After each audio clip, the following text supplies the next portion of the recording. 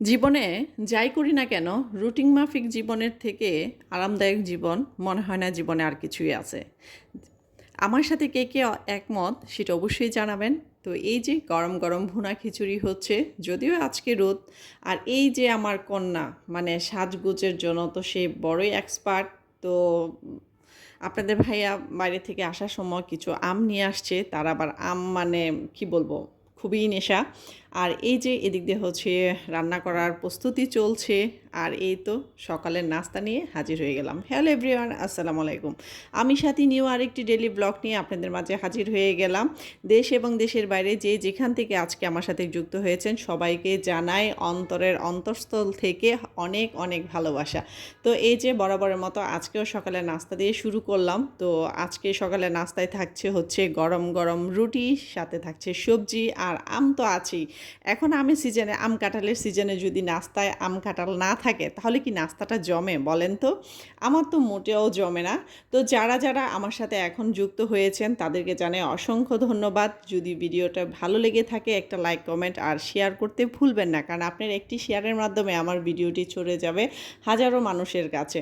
তো যাই হোক, এখন হচ্ছে খাবার দাবার একদম মানে পরিবেশন করে দিলে না ভালো লাগে, নিজেরও খেতে ভালো লাগে, যাকে দিচ্ছি তারও ভালো লাগে। তো খাবার দাবার শেষ। আজকে যেটা আসলে ক্যাপশনে দিয়েছি যে পুরনো জীবনে কেন ফিরে গেলাম, তো আসলেই পুরনো জীবনে ফিরে আসছি। ওই যে একটা কথা বললাম না শুরুতে, যে যাই করি না কেন রুটিন মাফিক জীবনের চেয়ে আনন্দময় জীবন মনে হয় আর কিছুই হয় না।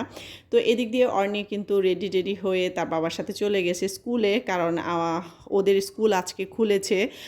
অর্নির আজকে ছুটি ছিল, আর আমার বড় মেয়েরও আজকে স্কুল খোলা, এবং তাদের স্কুল খুলেই আজকে থেকে তাদের পরীক্ষা শুরু।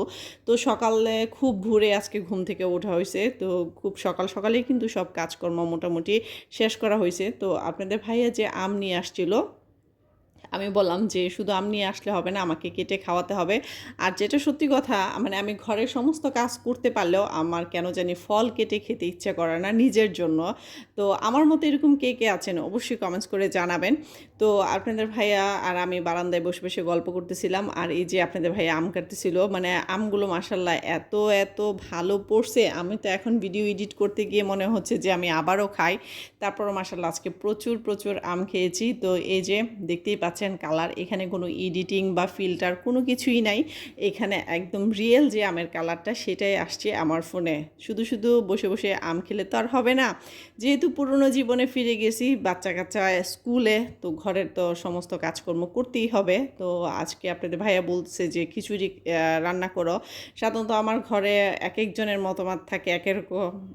এই যে বৃষ্টি হয়েছে তখন বারে বারে বলছি যে বৃষ্টিতে খিচুড়ি করি। আমার বড় কন্যা সে খিচুড়ি খাবে না, তার মানে ভুনা খিচুড়ি তার পছন্দ না। তার কথা, ছোটোবেলা তুমি আমাকে এত এত খিচুড়ি খাওয়াইছো, এখন আর আমার খিচুড়ি খেতে ইচ্ছা করে না। অ্যাকচুয়ালি আমার বড় মেয়ে মানে টোটালি সে এখন খিচুড়ি খেতে মানে সে পছন্দই করে না।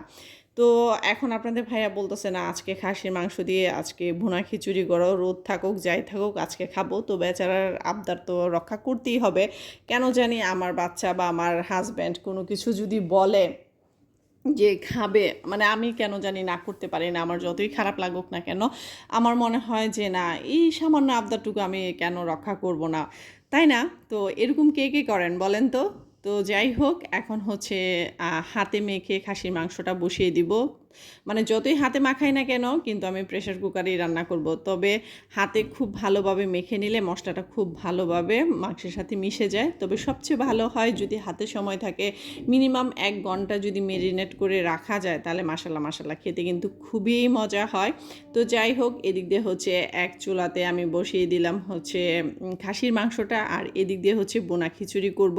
তো আমার বড় কন্যা তো খিচুড়ি খাবে না, তার জন্য খিচুড়ির পরে কিন্তু পোলাও রান্না করতে হবে। মানে এই একটা অবস্থা, ঘরের সদস্যরা যদি এরকম করে তা বলেন তো কেমন লাগে?